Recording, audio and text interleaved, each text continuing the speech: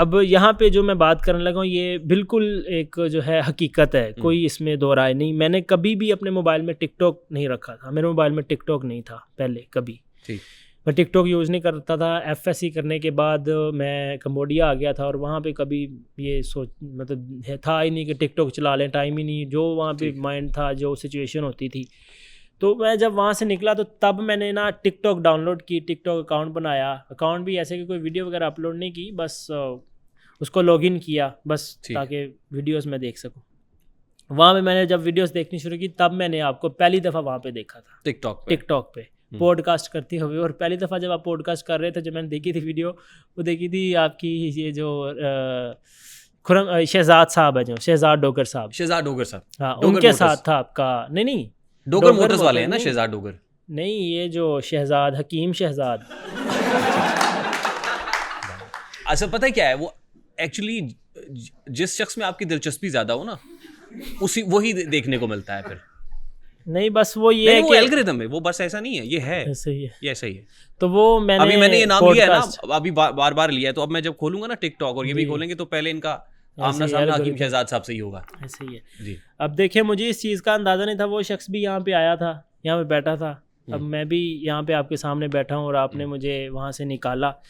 खैर वो मैंने तब देखी टिकटॉक पे आपका, मैंने देखा जब आप पॉडकास्ट का मैंने देखा, तब मुझे आपके नाम का पता चला, रेहान तारिक। तो यकीन जाने वो उस रात जब मैं सोया, अगले दिन उसी रात ख्वाब आई थी मुझे, ख्वाब के अंदर आप आए थे मुझे, वैसे ही पॉडकास्ट ख्वाब। सच बता रहा हूँ मैं, लिटरली इस बात के लिए मैं कसम उठाने के लिए तैयार हूँ। होटल में रिसेप्शनिस्ट नहीं आई थी, मैं आया था। आप आए थे ख्वाब में, आप आए थे मेरे ख्वाब में। ये सुनने में हो सकता है आपको लगे अजीब लगे या ऐसा है, मुझे आप ख्वाब में आए थे कि मैं आपसे कांटेक्ट करो। और फिर उसके बाद मैंने आपसे कांटेक्ट करने की नहीं, सुबह ही मुझे जब आँख खुली है, सुबह ही मुझे नहीं जैसा भी था, बस यही था कि आपसे कांटेक्ट करूं। जैसा करके मशकूक कर रहे हो यार, मतलब ये कि मैं आपसे कांटेक्ट करूं। आप इसको मजीद ड्रामा ना बनाएं, क्योंकि सैयद नूर साहब देख रहे हैं जी। यही था कि मैं आपसे कांटेक्ट करूं। तो सुबह फिर में आपको क्या कहा, मतलब क्या हुआ था ख्वाब में? यही हमारी क्या गुफ्तगू हुई ख्वाब में? मेरी आपसे के साथ कोई गुफ्तगू नहीं हुई। अच्छा, गुफ्तगू कोई नहीं हुई, बस ख्वाब में यही था कि आपको मैं पॉडकास्ट करते हुए देख रहा हूँ वैसे ही, और ख्वाब में ये था कि मैं आपके पास जाऊं और आपको बोलूं और आप मेरी मदद करेंगे। बिल्कुल आप मेरी हेल्प करेंगे। अच्छा, मैं ये सोच रहा हूं कि फिल्म जो है वो इसी ख्वाब से भी शुरू हो सकती है। वही हुआ। मैंने फिर आपका नंबर फाइंड करना शुरू किया, गूगल पे मैंने जाके सर्च किया Rehan Tariq contact number, how could I find Rehan Tariq contact. तो वहाँ पे फिर मुझे आपका कॉन्टैक्ट नंबर मिला, ठीक, व्हाट्सएप नंबर मिला। मैंने देखा आपकी डीपी सामने लगी थी, मैंने मैसेज किया। 3-4 दिन मैं मतलब मैसेज करता रहा, कॉल्स करता रहा। बिजी, सारी बात बिजी रहते हैं तो नहीं कॉन्टैक्ट मतलब हो पाया। एक दिन फिर आपने मेरी कॉल अटेंड की, और मैं ही था उस पे? आप ही थे, या हमारा नुमाइंदा था? आप थे। ठीक। जब आपने मेरी कॉल अटेंड की तो मैंने फिर आपको बताया, शुक्र करके नुमाइंदा नहीं था। ऐसे ही है, वो हो सकता है ब्लॉक ही कर देते, शहजाद वाला ही होना था, वही ब्लॉक जी, हो सकता है वो ब्लॉक कर देते। तो नहीं, वैसे क्योंकि वो जो नुमाइंदा है ना, जब मैंने उसको बताया कि मेरी एक ऐसे लड़के से बात हुई, तो कह रहा उस्ताद जी मैं तेनू ब्लॉक करना सी, तुसी गल कर ली।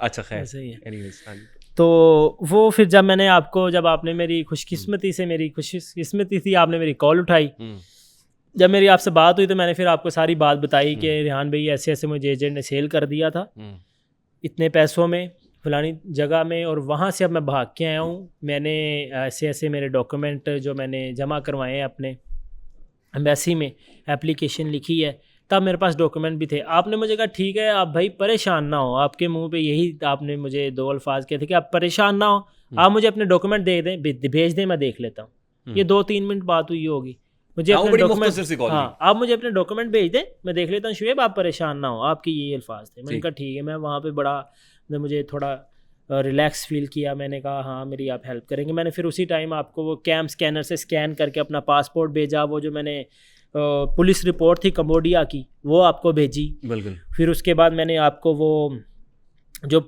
मैंने जो अपनी एप्लीकेशन लिखी थी एम्बेसी के अंदर के, जब मैं वहाँ से भागा था, वो भी मैंने आपको सेंड की। तो आपने वो देखी, देखने के बाद फिर आपने मुझे आई थिंक वॉइस किया था कि मैं ये चेक कर लेता हूँ तो मैं आपको रिस्पॉन्स करूँगा। ठीक।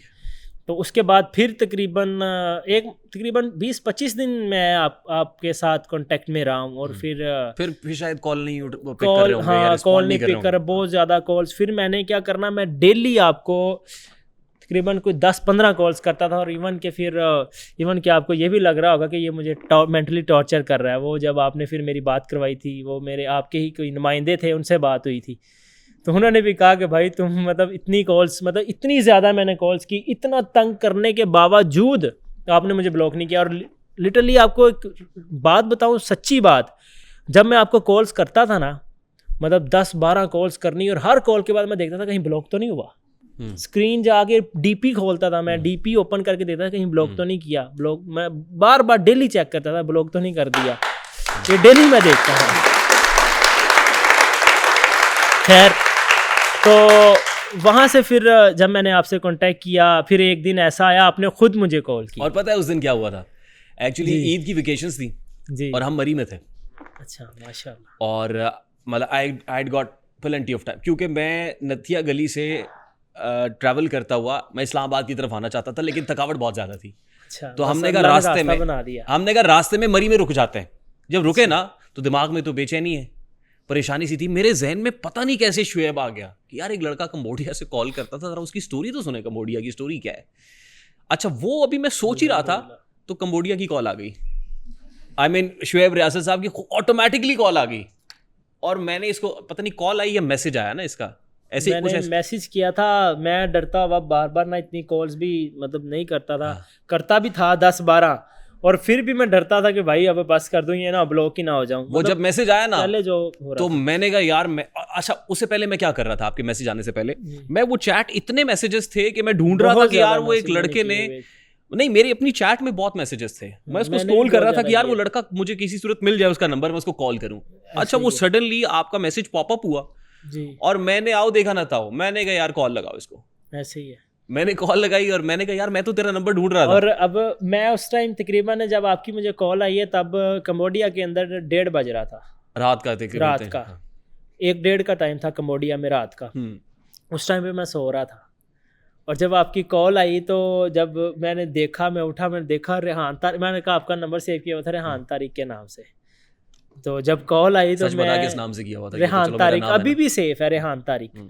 जब कॉल आई मैंने देखा आपका नाम, आपकी कॉल आ रही है, उसी टाइम मैं उठा हूँ, उसी टाइम उठ के मैंने कॉल उठाई है, सीधा होके बैठा हूँ मैं, आपकी कॉल, बड़ी खुशी मैंने आपसे। फिर आप वैसे ही जैसे वीडियो मैसेज पे वो दूसरों का मैसेज रिकॉर्ड करते थे रूल्स एंड रेगुलेशंस के मुताबिक, तो मैं बहुत मतलब मैंने कॉल उठाई आपकी, आपने फिर मेरे साथ बात की, आपने कहा शुएब मैं आपकी आप कंबोडिया से बात कर रहे हो, मैंने आपकी चैट ढूंढ रहा था, काफ़ी ज़्यादा चैट थी।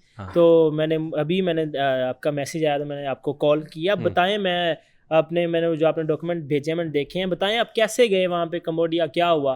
उस टाइम यकीन जानिए रेहान भाई ने मेरे साथ 1 घंटा 20 मिनट बात की है। तकरीबन 1.25 घंटा बात, 1 घंटा 20 मिनट। कोई भी अब इतने माशाल्लाह वो बिजी रहते हैं तो कोई किसी की बात 2 मिनट नहीं सुनता। नहीं, even I was on vacations ना, मतलब वेकेशंस में आप मतलब जाहिर है अपनी फैमिली के साथ हैं, ऐसे ही है, या दोस्तों के साथ गए हुए हैं, तो आप ऐसे ही है, दोस्त कहेंगे या फैमिली आपकी कहेगी कि भाई हमारे साथ आए हुए, तुम किसके साथ कॉल पे बात कर रहे हो? और 1 घंटा 20 मिनट, और यकीन करो कि उस दौरान मैं कह रहा था लोगों चुप, मुझे वो पता है जो तुम्हें नहीं पता, मैं क्या सुन रहा हूँ। और इतना इंक्विजिटिव था मैं, और इतना इंटरेस्ट लेके, इतना महव होके मैंने 1 घंटा 20 मिनट मुसलसल इसकी गुफ्तगू सुनी। मैं ही बोलता रहा हूँ, आप आगे से रिस्पॉन्स देते गए हैं, अच्छा ठीक है, अच्छा ठीक है, ऐसे मतलब आपने पूरा मुझे टाइम दिया है। 1 घंटा 20 मिनट कोई किसी को आजकल के दौर में 2-3 मिनट नहीं देता। नहीं देते हैं, नहीं देते। मतलब ऐसी बात अगर कोई आपको कोई कहे भाई मुझे टिकट करवा दो, टिकट भी हो रही है 3 लाख की, और आगे से वो कहेगा भाई तुम कौन हो, निकलो यहाँ से, जो हुआ मेरे साथ। यहाँ पे इतना टाइम देते हैं, मैं ज़राए तफन्नुन बता रहा हूँ, मेरे भाई मुझसे नाराज ना हो, ऐसे ही है कि हैंड्स फ्री का माइक मुंह में डाल लेते हैं, सांस आए या ना आए, पता चले कि सुबह खालिक हकीकी से जा मिले हैं, इतना टाइम देते हैं। अच्छा, अब वो जब आपसे मेरी तब उस टाइम बात समझ रहे हो ना आप? जी, हाँ, अच्छी बात है कि तू समझ जाता है जी। उस टाइम जब आपसे बात हुई 1 घंटा 20 मिनट जब बात हुई, बात होने के बाद जब आपने एट द एंड मुझे कहा कि ठीक है शुएब, आपने जो है अभी टेंशन नहीं लेनी है, फिर वही बात आपने कहा टेंशन नहीं लेनी, 24 आवर्स, विद इन 24 आवर्स में आपका काम कर दूंगा। आप टेंशन नहीं लो। ऐसे ही इन्होंने बोला, और इन्होंने मुझे बोला कि इन 24 घंटों के अंदर, रेहान भाई ने मुझे बोला कि इन 24 घंटों के अंदर मेरी जितनी भी मसरूफियत हो, मैं जहाँ भी बिजी हूँ, तुमने मुझे कॉल्स करते रहना है। हाँ, ऐसे ही बोला इन्होंने, कॉल कर कर के मुझे आपने ना याद दिलाना है, मैं क्योंकि मैं काफ़ी बिजी रहता हूँ, 24 घंटों के अंदर आपका काम हो, अगर आपने मुझे कॉल्स करते रहना। और मैंने फिर वही किया, पूरा दिन, हर आधे घंटे बाद कॉल, हर 20 मिनट बाद कॉल। अब मैंने बोला ना, मैंने कहा मैं फिर भूल जाऊंगा जी, और फिर उस दौरान में मतलब ये कि वो मेरी हेल्प करना चाह रहे थे। मतलब उनके दिल में ये एहसास है। मैं अब यहाँ पे एक और बात करना चाहूँगा। जब मैंने रेहान भाई का पॉडकास्ट देखना शुरू किया तो वो मिस्टर पतलू के साथ आपका कोई पॉडकास्ट था? पूरे अनसेंसर्ड अनफिल्टर्ड पॉडकास्ट में ये निकालना पड़ेगा मुझे बस अब। और एक था वो हकीम साहब। अच्छा, उन दो बंदों ने रेहान भाई से ये बात कही थी पॉडकास्ट के अंदर, जो शोर मेरे सामने है, उन्होंने ये बात कही थी कि आप यहाँ पे बुलाते हैं। ये बात अब मैं करना चाहूँगा, प्लीज़ मुझे इजाज़त दें। उन्होंने ये बात की थी कि आप भाई यहाँ पे सेलिब्रिटीज़ को क्यों बुलाते हैं, फेम के लिए बुलाते हैं। उन्होंने ये बात की थी शहजाद ने और उन्होंने, कि आप भी यहाँ पे किस लिए बुला रहे हैं। जब आप, जारी बात है, जब आप उनसे सख्त सवाल करते हैं और वो थोड़ा उन्हें रूड होते हैं, और फिर उन्होंने आपसे कहा कि भाई आप यहाँ पे हमें बुला रहे हो, सेलिब्रिटीज़ को फेम के लिए बुला रहे हो, और आपको क्या है। अब उनकी मुंह के ऊपर बहुत बड़ा फ्लैट थप्पड़ है कि मुझे इन्होंने यहाँ पे बुलाया है, मैं कोई सेलिब्रिटीज़ नहीं हूँ, मुझे कोई गली में कोई भी नहीं जानता, मुझे अपने घर वालों ने जानने से इनकार कर दिया, मुझे कोई भी नहीं जानता, और इन्होंने मुझे इतनी मुश्किल से मुझे वहाँ से निकाला, मुझे टाइम दिया, इवन के वहाँ से एयरपोर्ट तक मुझे इनकी कॉल्स आ रही हैं। मैं एयरपोर्ट पे मुझे, हाँ सेफली जहाज़ में बैठ गए हो, कब पहुँचोगे आप, मेरे साथ कांटेक्ट में है, मेरे लिए टिकट करवाई, मुझे वहाँ से निकाला यहाँ पे। अच्छा, इन दैट मीनवाइल फिर जो हमारे दोस्त अपोनेंट्स थे ना जी, वो सब मेरे साथ शामिल हो गए। ऐसे ही है, मतलब एयरपोर्ट में आपको बार बार एम्बेसी फवाज भेज रहे थे, फवाज भाई भेज रहे थे, फवाज भाई, आपके साथ अली रजा की गुफ्तगू हो रही थी, आपके साथ जैद की जब गुफ्तगू हुई, जैद यहाँ बैठे हुए कहीं, जैद की गुफ्तगू हुई, तो इसने मुझे कहा, इसने कहा भेजने से पहले, इसने मुझे कहा भेजने से पहले उसके घर पे बात करें। ऐसे ही। अच्छा, आप से मैंने कहा यार किसी का नंबर दे दें, को पॉइंट ऑफ कांटेक्ट, क्योंकि हम ये इस्टेब्लिश करना चाहते थे कि यार हमें कोई बुद्धू ना बना दे। बिल्कुल। और फिर वो शेर आया वाली बात है कि कल कुछ जेन्युइन भी अगर कोई किसी की मदद हम कर सकते हैं, और पता चले कि वो हमारी मदद चाहता था और हम उसकी मदद ना कर पाए, इसलिए कि हम डसे हुए हैं। अच्छा, वो जब नंबर लिया ना, तो आपके भाई का था गालिबन, वो आपके भाई से बात की, उसने कहा जी मैं फलां जगह से बात कर रहा हूँ और ऐसे, और आपका बच्चा ही। उसने कहा जी बिल्कुल फंसा हुआ है, लेकिन हम जिम्मेदारी नहीं लेते हैं। ऐसे ही भाई ने भी ये कह दिया, एक दो और लोगों से बात की, कोई घर वाला इसको ऑन करने को तैयार नहीं था। वहां फिर खटका लगा कि यार ये स्कैमर है, और फिर भी इसके घर वाले भी इसकी रिस्पांसिबिलिटी। अच्छा, मुझे क्या कहता है, मैं घर पहुंच गया, इसकी मुझे कॉल आई जैद की, मुझे कहता भाई नहीं उसको नहीं भेजने, उसको टिकट नहीं, मैं आपको कह रहा हूँ उसको टिकट नहीं, वो स्कैमर है। मैं अभी भी वॉइस नोट पड़ा होगा इसका मेरे, मैं चला सकता हूँ। कहता है वो स्कैमर है, उसको टिकट नहीं भेजना। अच्छा, खैर इसके इसी दौरान ही हम एक पॉडकास्ट कर रहे थे जमजम ब्रदर्स के साथ। जब जमजम ब्रदर्स के साथ पॉडकास्ट करते हुए, क्योंकि वो आजकल सिटीजनशिप का काम कर रहे हैं, डोमिनिका की और वेनवातो की सिटीजनशिप का काम कर रहे हैं, तो वो जब सिटीजनशिप की बात उन्होंने की ना, तो मैंने उनसे कहा, मैंने कहा यार देखें हमारे यहाँ कुछ कंसल्टेंट्स जो हैं वो ये काम कर रहे हैं, और एक लड़के की story in the back of my mind वो स्टोरी चल रही थी, और मैंने कहा एक लड़के ने मुझे कॉल किया और इतनी दर्द भरी, इतनी टेरेबल स्टोरी है, एंड दैट वेरी मोमेंट उन्होंने बोला कि अब टिकट हम कराएंगे उसकी। ऐसे ही है, उन्होंने बोला टिकट के पैसे हम देंगे। अच्छा, अब ऑलरेडी जाहिर है एक रिस्पॉन्सिबिलिटी मैं ले चुका था कि इसकी टिकट मैंने करा के देनी है। ऐसे ही है। मैं जब उन्होंने मुझे बोला, और आई वाज लाइक शॉक कि यार मतलब जहाँ पे कोई भी शुएब की मदद करने को तैयार नहीं, और वो सामने बैठे और कह रहे हैं हमारे, बस ये अल्लाह ताला, बस आपने तो मुझे कह दिया था फर्स्ट पहले दिन जब मैंने आपको कॉल की, आपने कहा परेशान नहीं हो, उन्होंने मुझे बोला कि टिकट अब हम ही कराएंगे जी, क्योंकि हम ये काम नेकी का काम करना चाहते हैं। मैंने कहा देखो फिर आप ऐसा करें, उस लड़के से बात कर लें, हो सकता है उस लड़के का आपके साथ। और फिर मैंने शुएब से बात की, मैंने कहा देखो मैं वो छोटा भाई बड़ा भाई का नाम जानते हो? बिल्कुल जानता हूँ, कौन नहीं। तो मैंने कहा चलो मैं उनके साथ तुम्हारी वीडियो कॉल पे बात कराता हूँ। वो वीडियो कॉल पे बात भी हुई, और आज भी मैंने वो अपने पास सेव्ड रखी हुई है, जिसमें शुएब के साथ उनकी गुफ्तगू हो रही थी। वो मेरी गैलरी के अंदर अभी भी पड़ी हुई होगी। वो हुआ ये था कि जब मैं वहाँ पे था, मैंने आपको कॉल की थी 3 से 4 दफ़ा। पहले मैंने आपको कॉल किया, आप बिजी थे, शायद आपने कॉल आगे से काट दी। हाँ। उसके बाद मैंने दूसरी कॉल की, तो आपने तब तक मुझे आपने वॉइस मैसेज सेंड किया था कि शुएब मियाँ मैं अभी दुबई में हूँ, तो मैं आपसे जो है आपका जो काम है वो 1-2 दिन में हो जाएगा। आपने मुझे तब यही बोला और तकरीबन शाम को ही मुझे रेहान भाई की कॉल हाँ, ये कॉल है मेरे पास।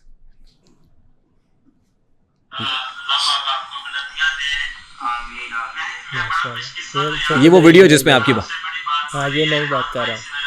हाँ, तो a huge round of applause for Zamzam brothers as well. अल्हम्दुलिल्लाह, मैं बहुत दिल की अथाह गहराइयों से जो है मैं जमजम ब्रदर्स का मैं शुक्रिया अदा करता हूँ। बहुत अच्छे बंदे हैं, उन्होंने हेल्प की। फ़र्स्ट ऑफ़ ऑल तो रेहान भाई जिनसे कांटेक्ट किया, उन्होंने मुझे पहले दिन से ही कहा कि तुम टेंशन नहीं लो, तुम्हारा काम हो जाएगा। और उस टाइम पे वो रेहान भाई दुबई में थे और दुबई जाके फिर रेहान भाई ने मेरी छोटे भाई बड़े भाई से बात की, मुझे यकीन नहीं, उन्होंने कहा अच्छा इस वक्त सीईओ ज़मीलेक प्रॉपर्टीज हमारे साथ लाइन पे आ गए हैं। रऊफ भाई अस्सलाम वालेकुम, कैसे हैं रऊफ भाई? खैरियत से आप? ठीक है। मैं इस वक्त एक पॉडकास्ट में हूँ और एक वो बच्चा जो कंबोडिया में फंसा हुआ था उसकी टिकट कराई थी छोटे भाई बड़े भाई ने, बहुत अनप्रेसिडेंटेड सपोर्ट थी, बड़ी एफर्ट थी उनकी और अल्हम्दुलिल्लाह अल्लाह ताला की मदद से और फिर ज़ाहिर है आप दोस्तों की मदद से वो पाकिस्तान वापस पहुँचे और इस वक्त मेरे पास पॉडकास्ट में बतौर मेहमान बैठे हुए हैं और यहाँ पे आपका जिक्र भी हुआ है, आपके लिए ढेर सारी दुआएं भी वो कर रहे हैं, राउंड ऑफ अपलॉज भी है, क्लैप भी है। मैं ज़रा स्पीकर पे आपकी इजाज़त से फ़ोन को लगा दूँ? जी जी, ये इस वक्त सीईओ ज़मीलेक प्रॉपर्टीज रऊफ बेग साहब।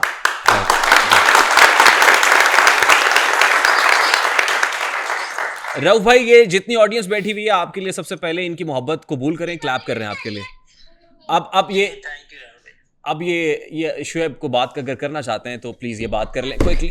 मेरा ख्याल है वो घर पे हैं और बच्चों का शोर है पीछे से। जी क्विकली बात कर लें। अस्सलाम वालेकुम। वालेकुम सलाम जी शुएब भाई, माशाल्लाह बड़ी खुशी हुई, अल्लाह ताला ने फजल फरमाया, आप खैर हो? जी अल्हम्दुलिल्लाह भाई, आपकी मेहरबानी है, आपने मेरी हेल्प की। अल्हम्दुलिल्लाह आपने मेरी हेल्प की है। आपने रेहान भाई की बड़ी एफर्ट है, उन्होंने स्पेशल बताया। जी जी, उन्होंने आपको बताया और आगे से आपने जो है उन्हें कहा कि हम टिकट करवाते हैं, तो ये कोई भी नहीं करता है आजकल के दौर में। उन्होंने आपको बात बताई तो लोग तो सुन के अनसुनी कर देते हैं और आपने सुन के कहा कि हम इसकी टिकट करवाते हैं। तो इंशाल्लाह मेरी आपसे दुआ है और यहाँ पर जितने भी भाई बैठे हैं जो भी सुन रहे हैं, मैं उनसे भी कहता हूँ कि आपके लिए दुआ करें, आपको अल्लाह पाक कामयाब करे, अल्लाह पाक आपको खुश रखे अल्लाह, और आप ऐसे ही जो है अल्लाह पाक आपको मज़ीद तरक्कियाँ अता फरमाए।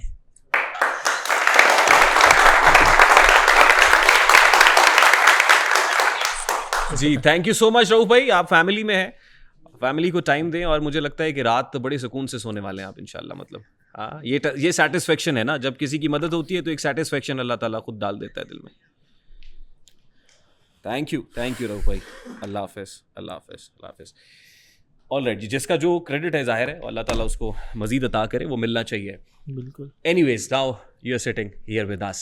अल्हम्दुलिल्लाह। और मज़े की बात ये कि जब से एयरपोर्ट से आया है, ये it's been 3 days now, 3 to 4 days now, 3 to 4 days, 3 to 4 days। ये घर नहीं गया अभी तक, हमारी टीम के साथ है, वहीं पे रह रहा है और घर जाने को तैयार भी नहीं है। हम तो कह रहे हैं कि जाओ जाके घर पे मिल लो अब्बा से। जब से मैं एयरपोर्ट से आया हूँ मुझे रेहान भाई की टीम ने रिसीव किया है और रिसीव करने के बाद तब से इन्होंने मुझे मतलब इनकी टीम ने अपने पास रखा हुआ है, भाइयों की तरह रहाइश दी हुई है, खाना दे रहे हैं।